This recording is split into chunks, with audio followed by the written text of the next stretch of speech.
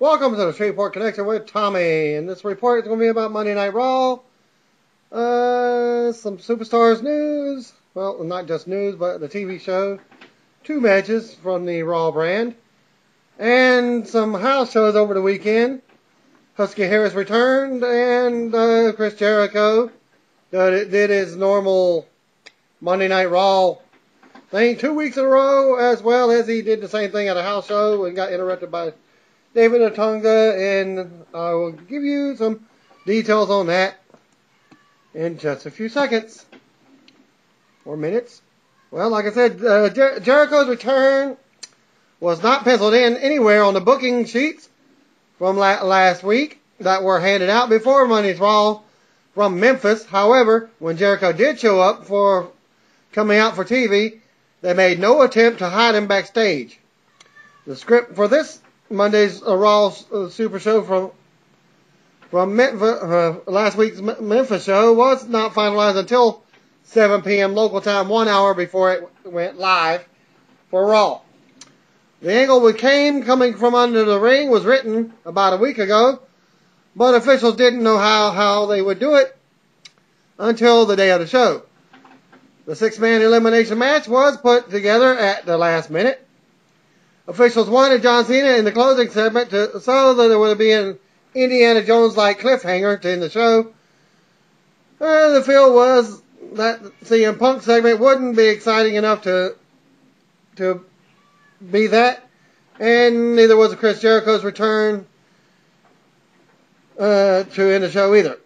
Well, Chris Jericho actually flew to WWE headquarters in Connecticut a while back and met with Vince McMahon to map out his return. That was around, I believe it was November before Thanksgiving, all while claiming that he would never work with WWE again, just to try and fool you. And the cryptic videos leading to Jericho's return were WWE's social networking department's idea.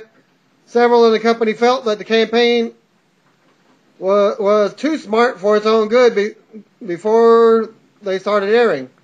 During Jericho's unique return at Monday's Raw Super Show, people backstage were noting that similarities to the Dynamic Dudes character that John Laurinaitis played years ago. Most expected Jericho to begin feuding with CM Punk, but it has nothing has led into this, but it's supposed to be leading into a WrestleMania match between the two. No word yet on exactly how long Jericho is back for, but there was speculation going around that he will be involved in a major program after WrestleMania 28 with a match at SummerSlam.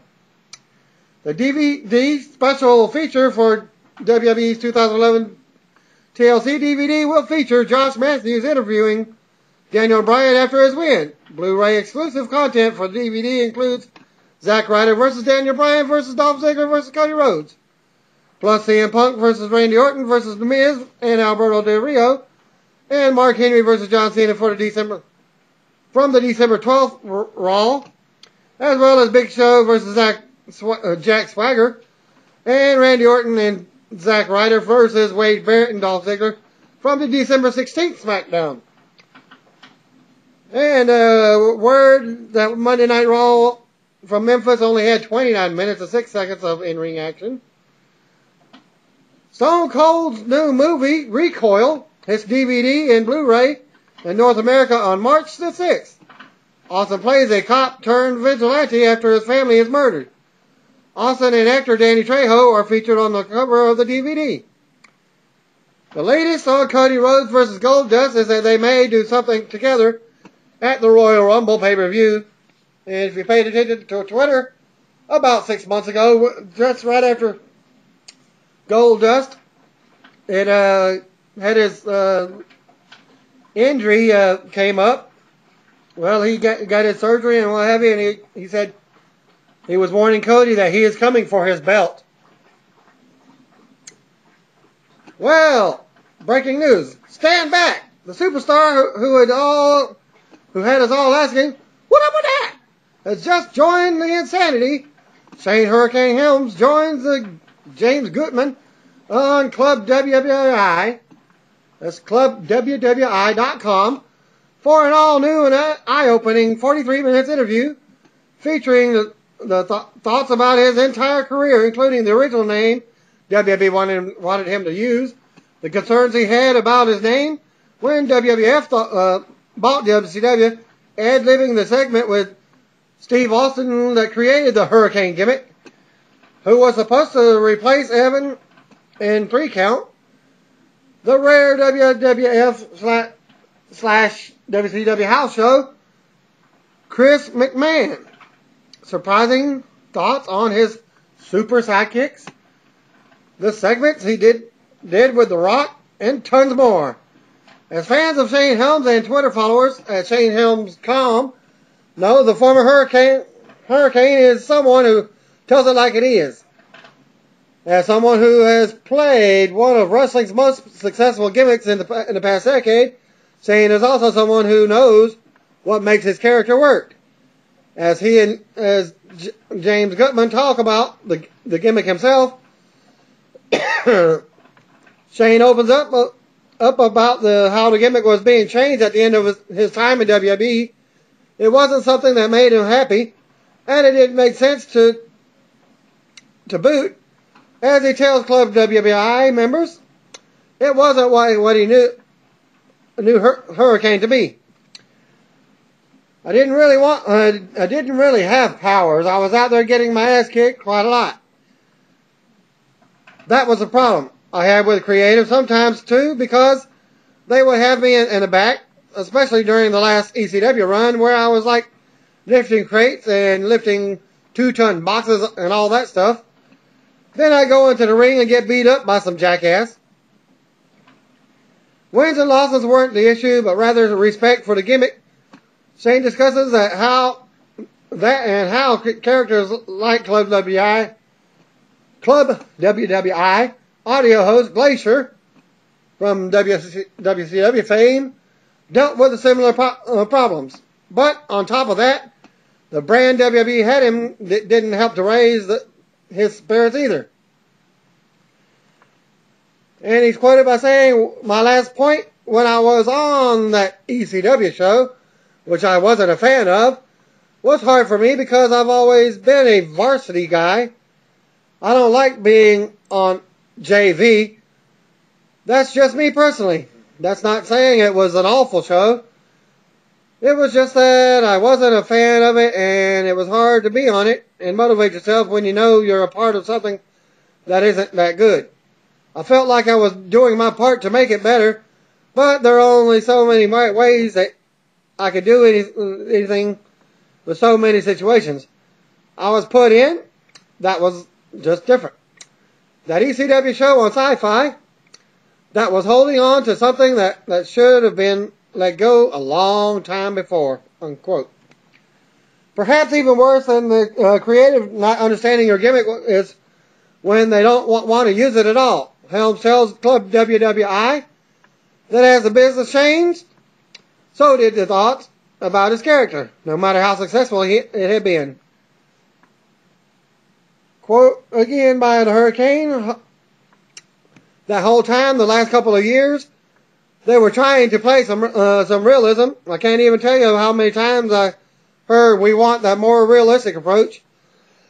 And I'm standing there in a superhero outfit. I'm like, really? You're telling me that? Do you want me to take this outfit off?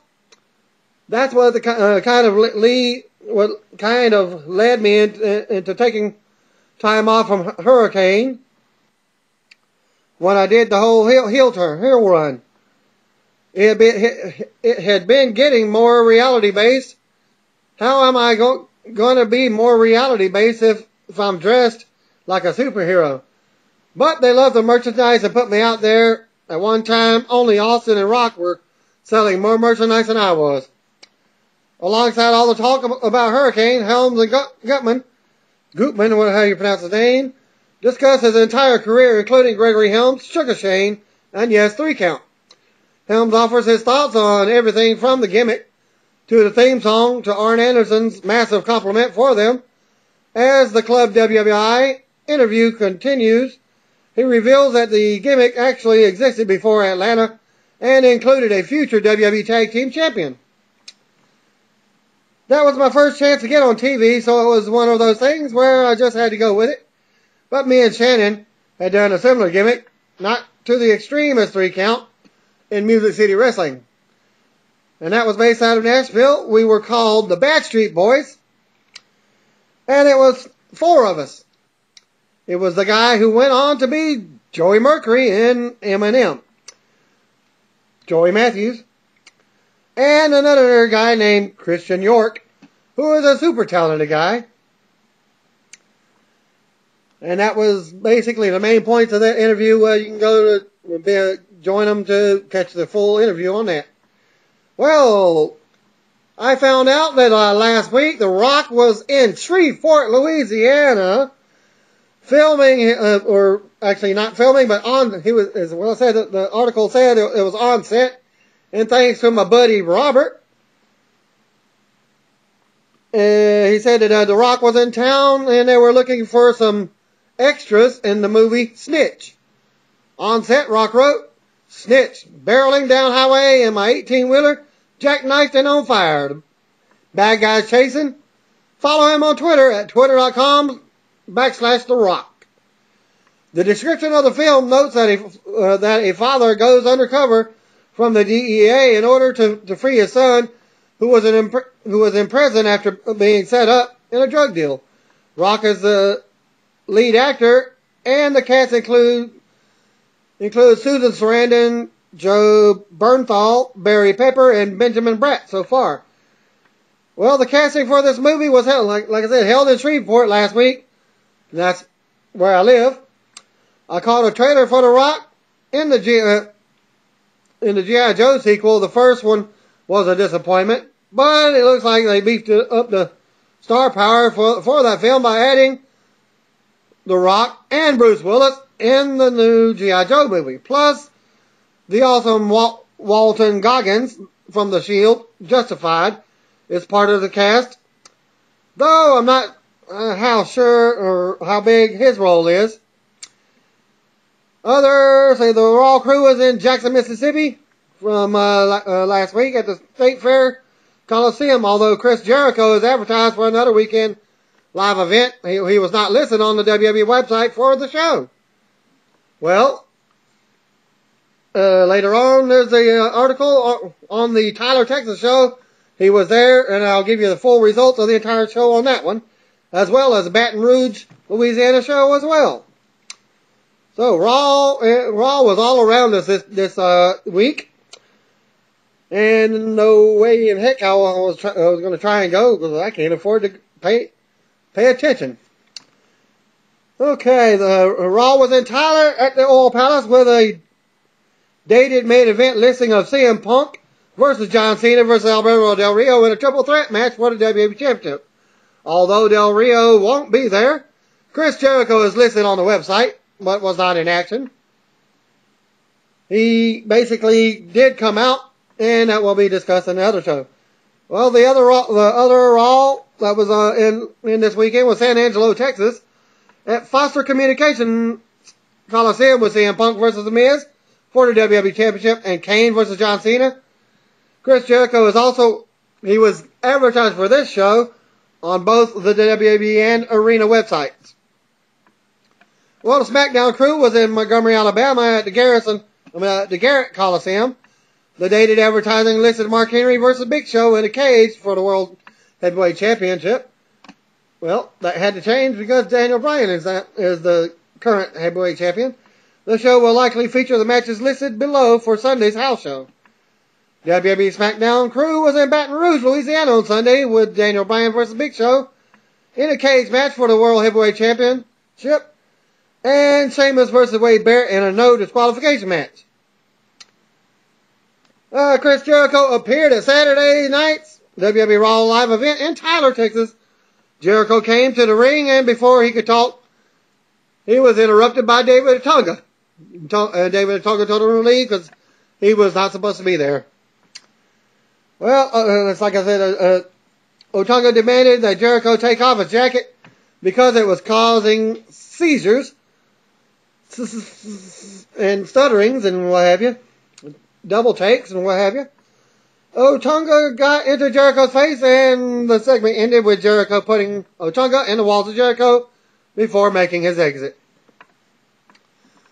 Former WWE star Chris Masters turned 29 years old a couple days ago, while former women's champion Bull Nakano turned 44, and Bushwhacker Luke celebrated his 65th birthday. I'm a senior citizen now. Luke, the senior citizen. WWE Joey Styles will be appearing at Evolve's final ECW event, building event, January 14th, tribute to the arena show, which is the final event at the former ECW arena in Philadelphia. Styles will be hosting a salute to the arena segment and taking photos in the ring with fans. Other news, WWE Tough Enough contestant AJ Kirsch and Eric Watts were advertised for a Tough Enough reunion. For All Pro Wrestling TV tapings in Hayward, California on January 14th, the two will be teaming up in the main event. WWE Hall of Famer Bret Hart will participate in a celebrity golf tournament on February 11th at the Desert Dunes Golf Club in Riverside, California. The tourney will raise money for the March of Dimes organization. And now for your Raw live event from Tyler, Texas. Report by .NET reader Donnie Anderson. The show started off with Miz's music, and he comes down to the ring and does his little speech where he throws in his infamous really, really, really line to the crowd and got a lot of heat from it. And just when you thought he was coming down just for a match, Miz was attacked by R-Truth in a bad beatdown, where they battled in the ring, to the floor, down the aisle, up the ramp, out onto the stage, until they are gone fighting backstage. The crowd really loved R-Truth. Beth Phoenix defeated Eve to retain the WWE Divas Championship with Santino as a special guest referee. Match was announced by the Bella Twins. Now, a lot of times I go to the WWE events, the crowd is usually silent during the Divas matches, but this match was awesome, and the crowd was into it just as any other match, not because of Santino. He was great and hilarious, but Beth and Eve had a great match. Beth won with a glam slam. Match number 2, Mason Ryan and Alex Riley defeated Michael McGillicuddy and Antonio Cesaro. That's a Ring of Honor guy, Claudio Castagnoli. That's his character. To my surprise, here comes Michael McGillicuddy along with some dude I'd never seen before in his life as his tag team partner. McGillicuddy is still supporting the backwards black baseball cap. Ha! Their opponents, Mason Ryan and Alex Riley, they came out to a huge pop, and the crowd loved them. I had wondered where Alex Riley had been. Guess you have to go to the house shows to see guys like that, which should really be pushed more on TV. I agree with that myself. But instead, they want to put them on internet programs like NXT 1 week, then Superstars for 2 weeks, and then nothing. Maybe house shows are just they're practicing for the real deal, hopefully. According to the reporter. Anyways, of course, Mason Ryan and Alex Riley won. Both of them straight powerhouses. Now, I believe that's Tyler, and I think that was, there was a report by a fan during that match at ringside. They were doing something with somebody was taking the turnbuckle off, and when they did that, the screwdriver popped off and almost struck the guy in the arm or around the elbow. The fan claimed he was like 2 inches from hitting him, and he just picked up the screwdriver and handed it to the officials, which I'll read on with another report. Okay, well, okay.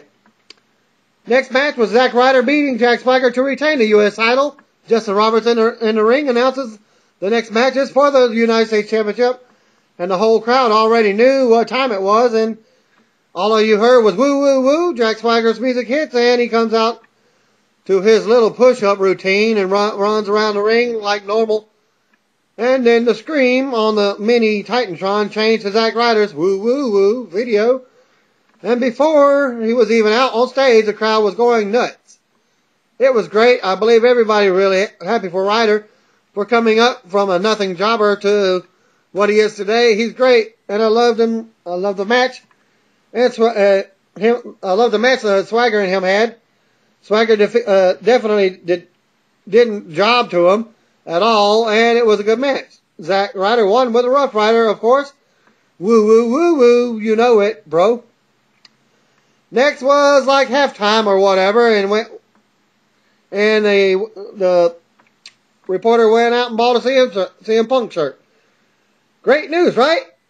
I believe the next part of the show, which was intermission, they decided to finally get back to the show after 20 minutes or so. All the lights went completely off, even the ring lights and the stage lights, just like it was on Raw this past Monday. And yep, you guessed it. What does the crowd see through the darkness? A light, bright jacket. Yes, Jericho. Jericho actually is here. I give WWE big props because they don't have to do what they do for their fans. This was a little house show in Tyler, Texas. And they still brought Jericho there. Awesome. Anyways, he comes to the ring. Crowds go crazy. Half booing, half chanting Y2J. He enters the ring and does the exact same thing he did at Raw. Trying to get the crowd loud and see which part of the crowd was the loudest. Well, David Otunga's music hit, and here he comes with his coffee mug and microphone. This part was very hard to hear because the crowd was so loud. I heard Otunga mention something to Jericho like, how are you going to go to Raw and not say anything when the crowd has been expecting a major superstar return and you didn't even have one word to say to the WWE Universe? Jericho simply did his little smile, looking around at the crowd, calmly walking over to the ring post, took off his glow bright jacket, and hung it. And turned around and put Otunga in the balls of Jericho. It's been so long since I've seen this move. I actually still know it as the Lion Tamer. This was great. Then Jericho calmly got his jacket and left the ring. Match number 4, Kofi Kingston and Evan Bourne defeated Primo and Epico with Rosa to retain the tag titles. Great match. Very great. And not just because Rosa was prancing around right in front of them. Every show I go to, even before they were Air Boom, Evan and Kofi always put on a good show. They are really the high flyers of WWE right now, and they are pretty awesome to see live. I don't know what it is about Epico and Primo, but I like them too. They have potential to be great heels. The match ended with Epico covering Kofi for the 3 count, and they had actually won the tag belts. But I know how house shows work, so here's the wild factor. Kofi's foot was on the ropes during the 3 count, and the ref didn't see it. While Epico and Primo and Rosa were celebrating in the ring as the new tag team champions, a referee rushed from backstage to the ring to let the ref know that the match should go on. That Kofi's foot was on the ropes, not to mention everybody in the crowd yelling at the ref dude, telling him what was up. So the ref recalls the match and starts it over again, and of course, Evan Bourne with shooting star press, pinfall, air boom. Now here's when everything got exciting even more. Everybody standing up and had pushed their way to the metal gate surrounding the ring. The cops there couldn't even hold everybody back. Match number 5, John Cena beat Kane by disqualification. John Cena's music hits over the speakers, and his video started playing on the Tron, and the crowd is going crazy trying to get pictures. And just to see Cena coming out, he comes out and throws a shirt right where I am, and that sucked to be in the area at that time. People were literally about to fight over that shirt, haha. Anyways, to my amazement, I thought Cena was supposed to fight Del Rio.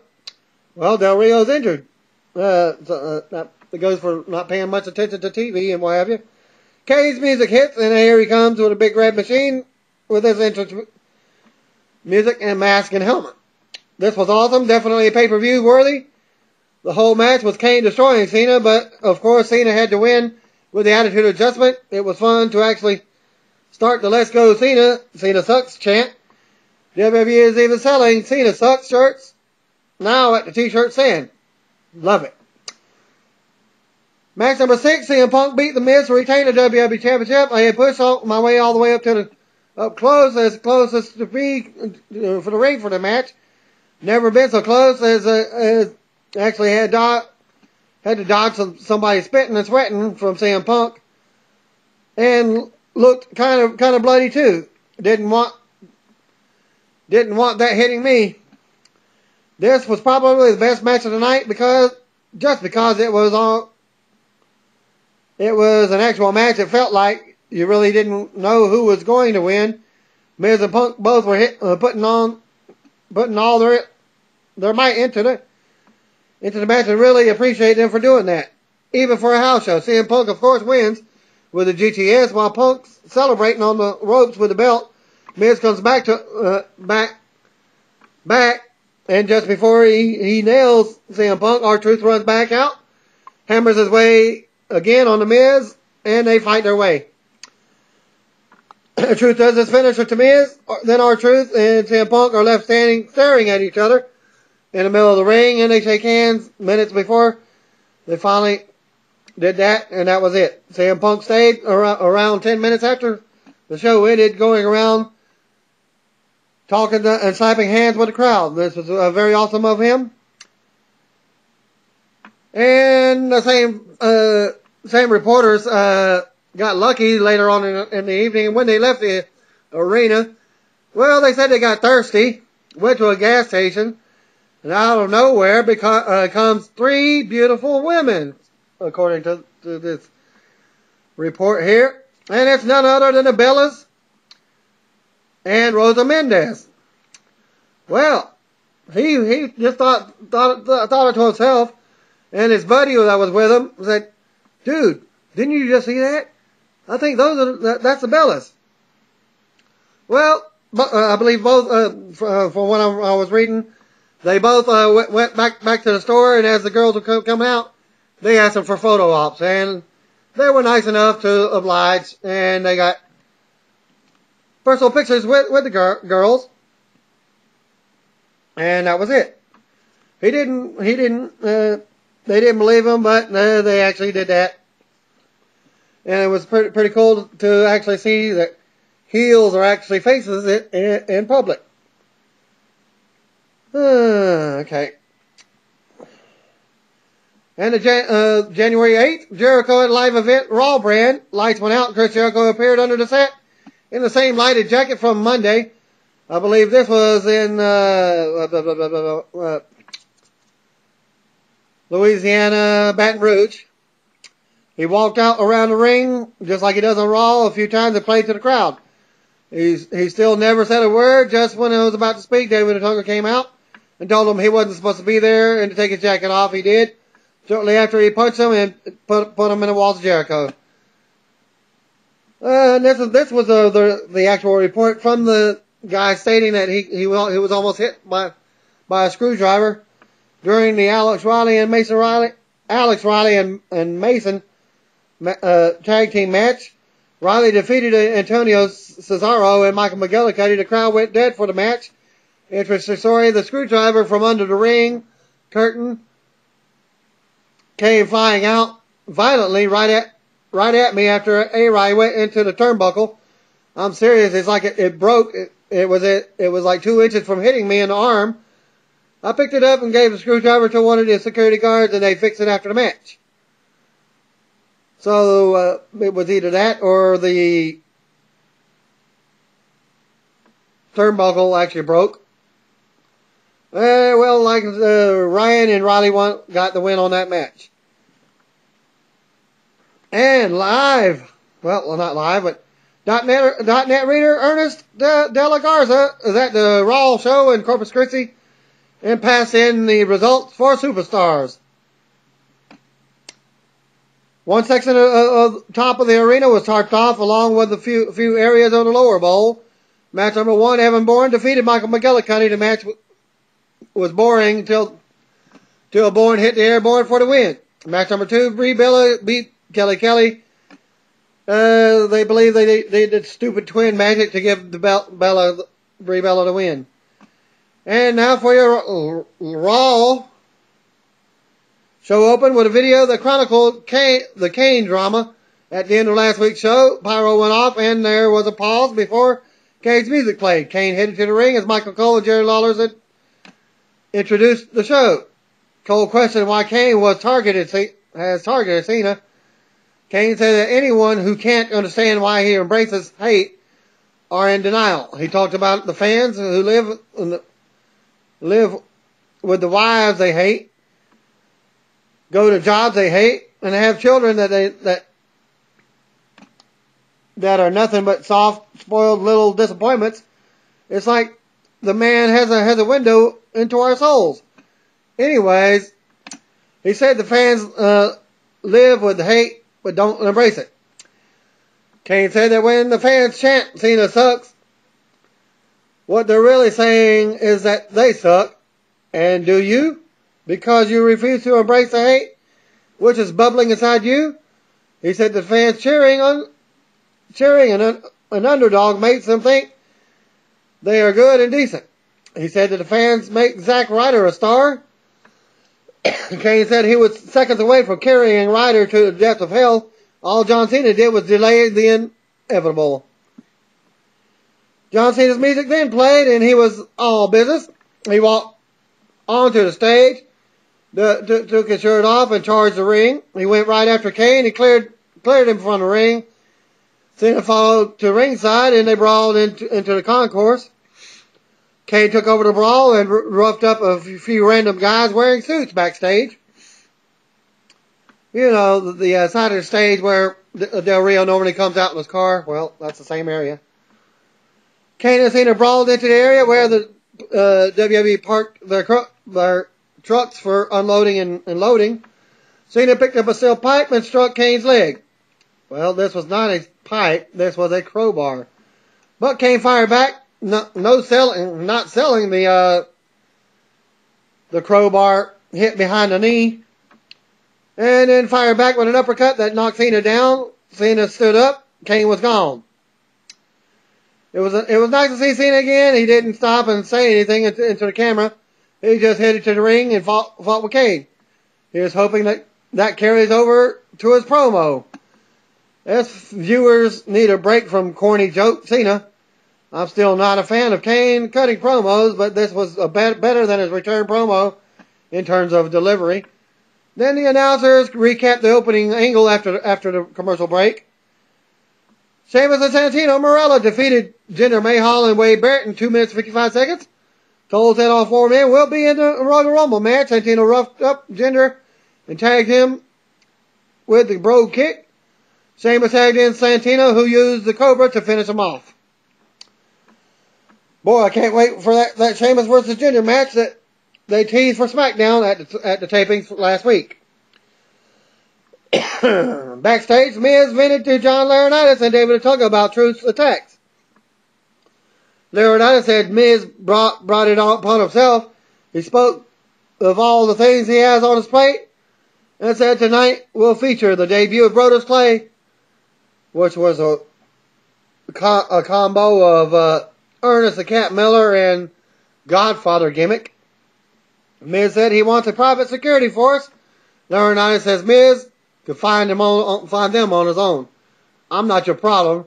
I'm not little Jimmy. I'm Big Johnny. In that little segment. The announcers hyped CM Punk versus Jack Swagger for later in the show. Jerry Lawler announced that the first entrant into the WWE Hall of Fame class of 2012 would be introduced after the break. Big Johnny, that cracked me up. WWE really told the Mexican fans that Mil Mascaras would be included.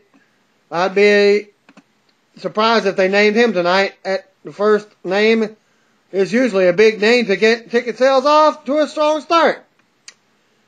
Well, they pulled up the Did You Know graphic, touted Andre the Giant was the first WWE Hall of Fame inductee. A video package played and it revealed Edge as the first entrant into the WWE Hall of Fame class of 2012. Wow. How long has he been retired? 6 to 8 months. What are the qualifications to be Hall of Famer? Okay, very good video. Thought WWE might wait for WrestleMania in Toronto, but I guess they wanted to make him a first-year eligible inductee. No complaints about that.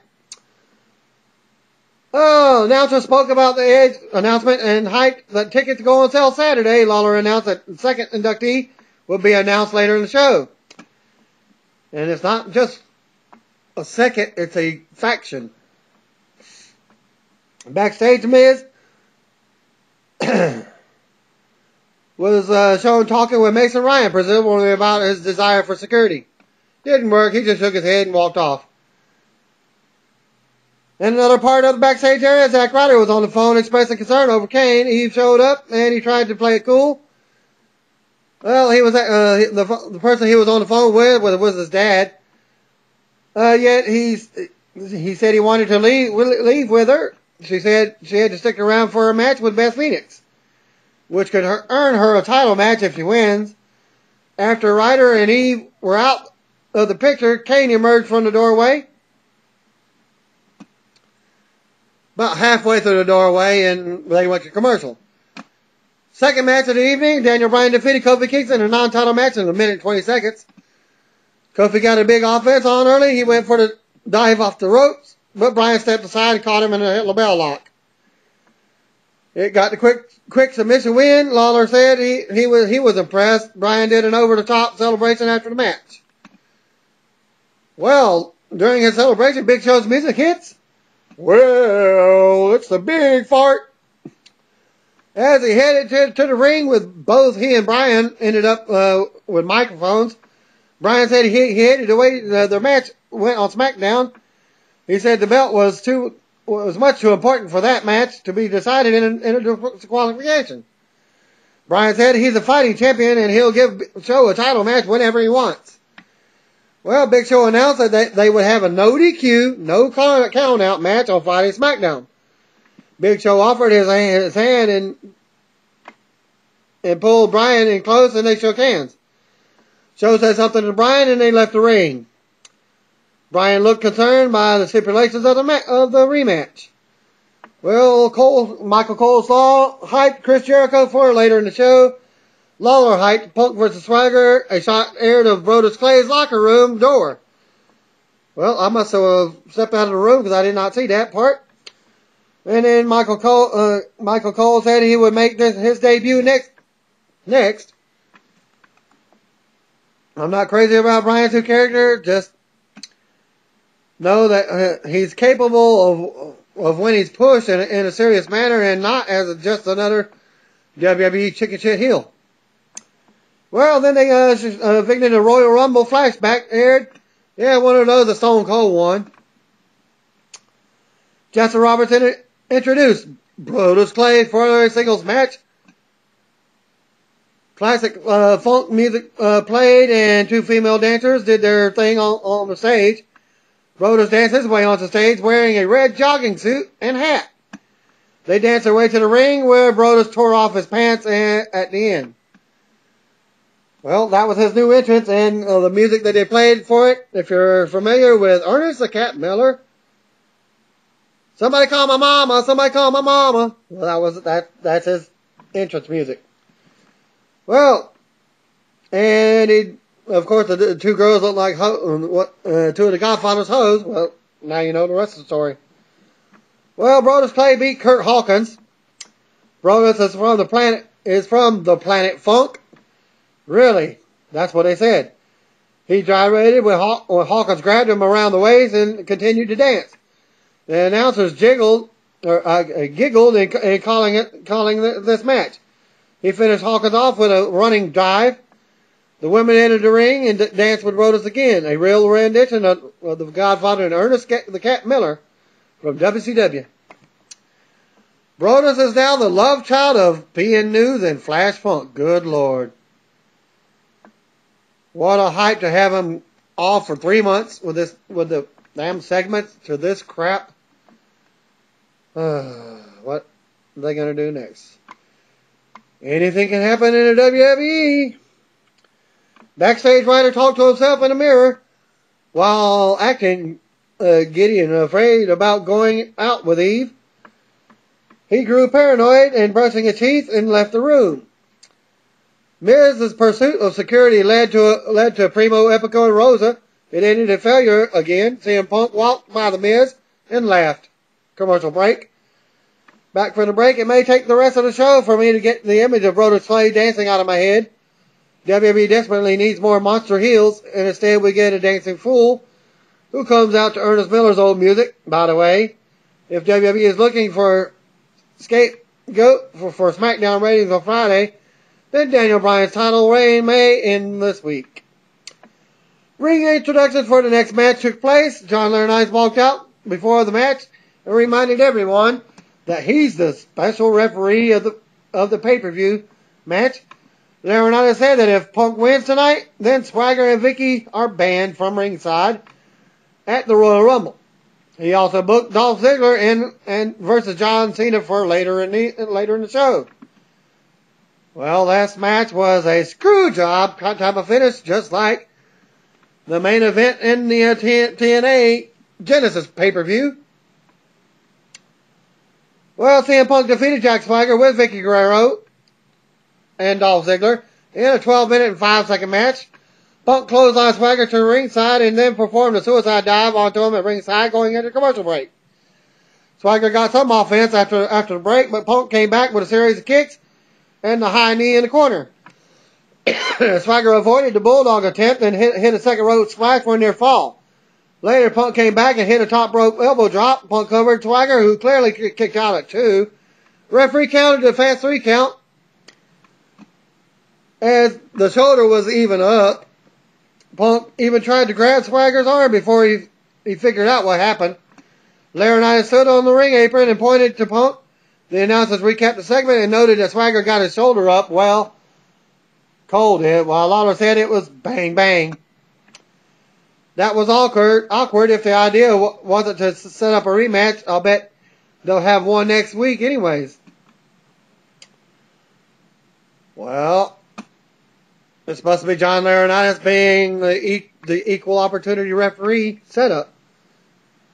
Announcers recapped the John Cena and Kane brawl on the loading dock from earlier in the show. Backstage, Zack Ryder thanked John Cena for saving him last week and admitted he was weirded out. Cena cut him off and Ryder passed The Miz on Twitter and is now one of the top 5 most followed WWE stars on Twitter. The WWE Network video aired. It's really he really calmed Ryder down by talking about Twitter.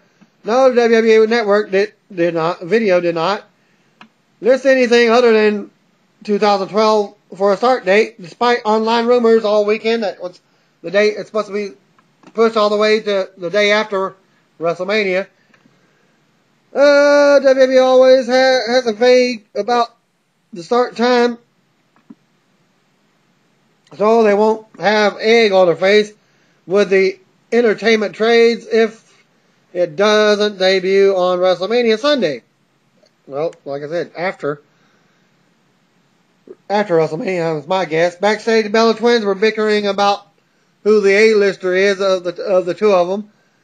Then Ricardo Rodriguez shows up. Miz interrupts their conversation and told Ricardo to draw out R-Truth and he would take care of the rest. Ricardo said that that wasn't going to happen, but Miz threatened to make him join Alberto Del Rio on the injured list.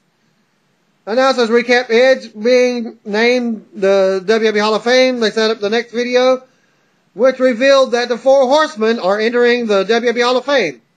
Classic footage aired of the various incarnations. Well, I'll only see the ones with Arn Anderson, Ric Flair, Tully Blanchard, and Barry Windham were the only 4 that I've seen in the segments. So all those will be specifically mentioned in the graphic show. J.J. Dillon with them. No love for Ole or Lex Luger or Chris Benoit, Dean Malenko, or any of those. Well, apparently that being said, they are inducting my favorite version of the group. So I won't protest much. Arn Anderson, Tully Blanchard, Barry Windham, and J.J. Dillon. Well, J.J. wasn't an actual wrestler. He was just a manager. Are long overdue. They showed Flair on the graphic. Hopefully WWE and TNA will or have agreed to allow Flair to attend the show. Knowing Flair, he'll be there either way. But here's hoping he has the blessing of TNA that that WWE will actually have him appear on stage. Probably not. It'll probably be by satellite, taped, or whatever. Okay, Ricardo's in the ring, shaking like he's about to piss in his pants. And he took a half-hearted jabs at R-Truth. Your mama's gonna get a, your mama wears a mustache. Wasn't very funny. You know how that type of, nerdy stuff is. And R-Truth says that he came out as not a bad man. He's not a bad man. Then he talks as little Jimmy told him to let bygones be bygones and let Ricardo go. He pulled the crowd and said, no. He polled the crowd. Truth said little Jimmy doesn't think much of Ricardo. Bad comedy continued as R-Truth encouraged Ricardo to sing. Ricardo obliged, but shoved the mic out of Truth's hands by accident when he told him to sing again. Truth got pissed and dropped him with his finisher. Miz hit the ring and attacked Truth from behind. Truth came back and Miz ran away through the crowd. And nights was hyped. Cena versus Ziggler. Oh, I'm gonna go back to the R-Truth. Being that Ricardo's name is Ricardo, he did the I Love Lucy thing. Lucy, I'm home! When he came out to the ring. Before he entered the ring. And he had a little smirk. Alright, back to the Wrestle Report. Could the Miz and R-Truth feud have less heat? Truth was funny at times and too over at the top of another time during that segment. But I don't get the sense that anyone is going to pay to see Truth versus Miz right now. Well, on my WWE 12 video game, I just recorded earlier today a video of Truth versus Miz.